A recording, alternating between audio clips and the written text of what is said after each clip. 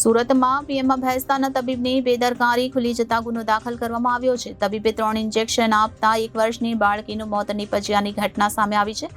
નરગિસનગરમાં રહેતા રબીઉલ રુસ્તમ શેખની 1 વર્ષની દીકરી ફાતિમા 15 ફેબ્રુઆરીએ પોતાના ઘરમાં રમી રહી હતી. દીકરીના થાપાના ભાગે ચપ્પુ જેવું તીક્ષ્ણ વસ્તુ વાગ્યું હતું, જેથી દીકરીને માતા સારવાર માટે ભેસ્તાન ગરીબ ક્લિનિકના સમીમ સિરાજુદ્દીન અંસારી પાસે લઈ ગયા હતા. સમીમે બાળકીને 3 ઇન્જેક્શન આપ્યા હતા અને ઈજાના ભાગે ટાંકા લીધા હતા.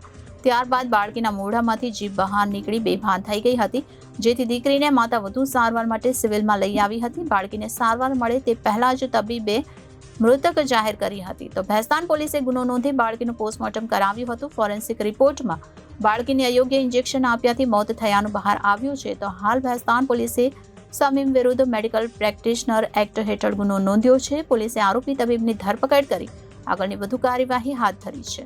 સુરતમાં પીએમમાં ભેસ્તાનના તબીબની બેદરકારી ખુલી જતા ગુનો દાખલ કરવાની ઘટના સામે આવી છે. તબીબે 3 ઇન્જેક્શન આપતા 1 વર્ષની બાળકીનું મોત નીપજ્યા હોવાની ઘટના પ્રકાશમાં આવી છે.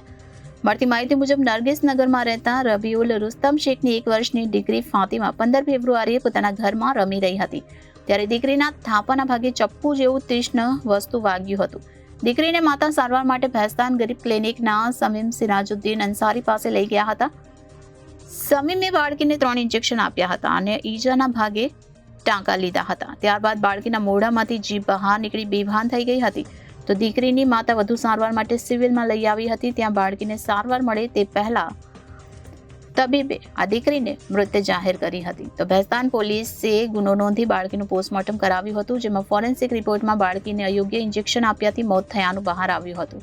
તો ભેસ્તાન પોલીસે સમીમ વિરુદ્ધ મેડિકલ પ્રેક્ટિશનર એક્ટ હેઠળ ગુનો નોંધ્યો છે. સમીમ પાસે BEMSની ડિગ્રી હતી. આ ડિગ્રી ધારક એલોપેથીની સારવાર કરી ન શકે. તો પોલીસે આરોપી તબીબની ધરપકડ કરી વધુ કાર્યવાહી હાથ ધરી છે.